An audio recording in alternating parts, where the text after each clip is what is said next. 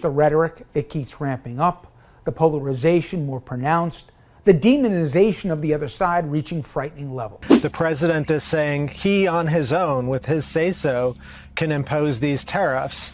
And that is something no president in 200 years has ever thought. The tariff power, goes all the way back to the Revolutionary War and, the protests and the Boston Tea Party and the like. And our Constitution was very clear in saying, there's one branch that has the power to tariff, and it isn't the president and it isn't the courts. It's the Congress of the United States. And that's how we've always done tariffs in this country. And so maybe these tariffs that President Trump has imposed are a good idea or a bad idea.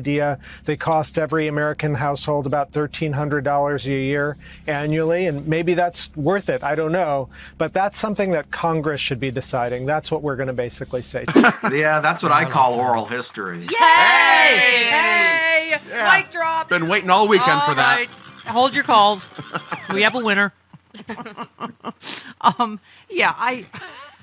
At this point, nothing would surprise me. And you're like, I don't know, some random dude named Bubba, but Or I heard somebody joke. I don't know if it was a joke or not that Ghislaine Maxwell's horse was named Bubba. Oh my God. No. Oh no. And weirdly, Marjorie Taylor Greene's in the news as well. Right. Oh, What? why the long face?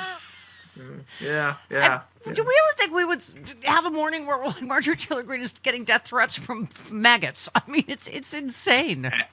And one of the Indiana state senators who opposed redistricting, a Republican who opposed redistricting there, got swatted. And, because after Trump named him and said so and Trump's still going this morning on Marjorie Taylor Greene, saying, I don't think she got death threats. I don't think people care about her. And then called her a traitor again. Yes. And then what was that? Marjorie Taylor Brown, because green turns brown. I'm like, what? Oh, God. Like, you 8-year-olds are like, that sucks. He was so proud he thought of that. That he told everyone, you know what I should do? I should call her Marjorie Taylor Brown. Because, and then made everyone laugh. Oh my God. Mr. President. So witty.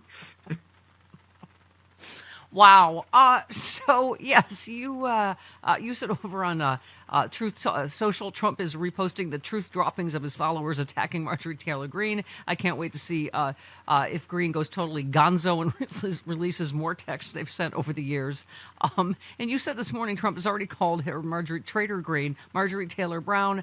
If she pushes it, she's going to make the GOP have to decide if it's a party of Trump beliefs or just Trump. I mean, again, this dam is breaking one way or another, Rude. I don't know what. I mean, obviously, if you heard our first segment, of course I don't trust anything. Him saying release them now means this is why he's opening an investigation into just the Democrats, because then he'll go, oh, you can't. It's an ongoing investigation. I mean, what? Right? I mean, that's why he said they should get everything they're legally entitled to, right? Exactly. Yeah. I mean, that's why. I mean, you that's what you talked about was how, and what others have noted is that the reason why he ordered the investigation was so that he could say, well, we can't release it. It's like his taxes. It's like everything else. It's under some kind of review, so we can't release it. Even though, again, just like his taxes, if he wanted to, he could just release it. Yeah. Yeah, exactly. You don't need Congress. Especially after, and I don't understand, especially after the FBI declared and the DOJ declared definitively that there was nothing left to investigate with the Epstein files. I mean, how do you say, well, go back and do it again? Thank you. Nothing they do or say makes sense, Rude. It's just it is sheer panic, and every day you're like, wait, what? By the way, and the redistricting thing, I also love. This is how partisan. It's just completely nakedly partisan. There's no even pretending. When he said Democrats have done it everywhere illegally. So I see when Democrats gerrymander, it's illegal, but when Republicans do it, it's fine, and they should keep doing it. I mean, and when Democrats do it, where the state votes for it, thank you, and as opposed to it just being imposed, of course it is. Of course it's illegal. Everything the Democrats do is going to be declared illegal. It's just that they're trying to massively expand the terror watch lists to include any leftist groups on the terror watch list. Yeah. I mean, Yeah. we won't be able to fly soon. I saved this for you because many people may not know you are a mild-mannered, college professor by day. I don't know how mild-mannered, but sure. I don't think my students would declare me mild-mannered. And I don't know if you saw any coverage of the freak out that I caused in the MAGAverse by joke picture, kissing black lady feet, blah, blah, blah, blah, blah. Hannity. Okay. Yeah, I watched your Hannity appearance. I saw, be honest, I saw is it you in your dog-walk Hannity. Is it in your spank bank? You know it is. Come on. Oh, yeah. Why do you think I look so tired today? But I'm telling you, this is what, like I said to him, what's with all the woke MAGA snowflakes? Why are you so politically correct?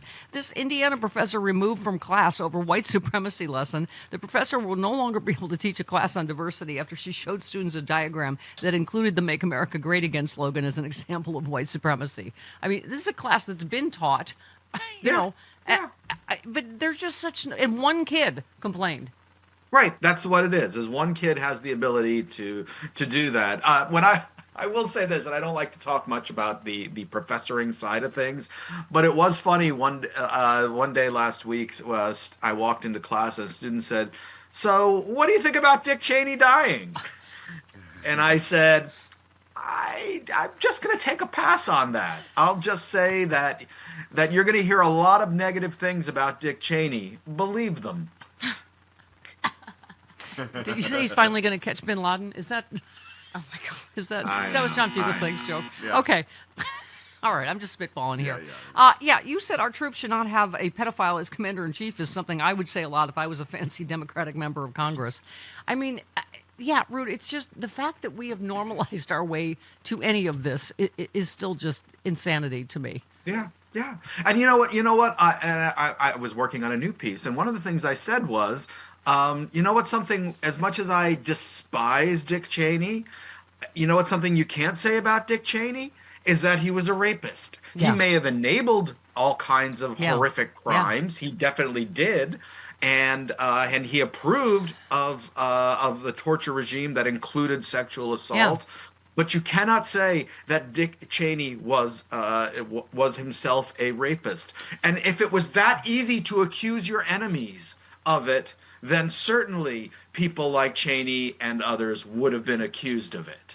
And will we ever, as a professor, will we ever get back to a timeline where we can agree that Nazis and pedophiles bad? Or have we left that? No, we're not even agreeing that Nazi pedophiles are bad. I mean, Okay, because we've been saying... Where are we? We have not even begun to grapple with the idea that we have a pedophile president.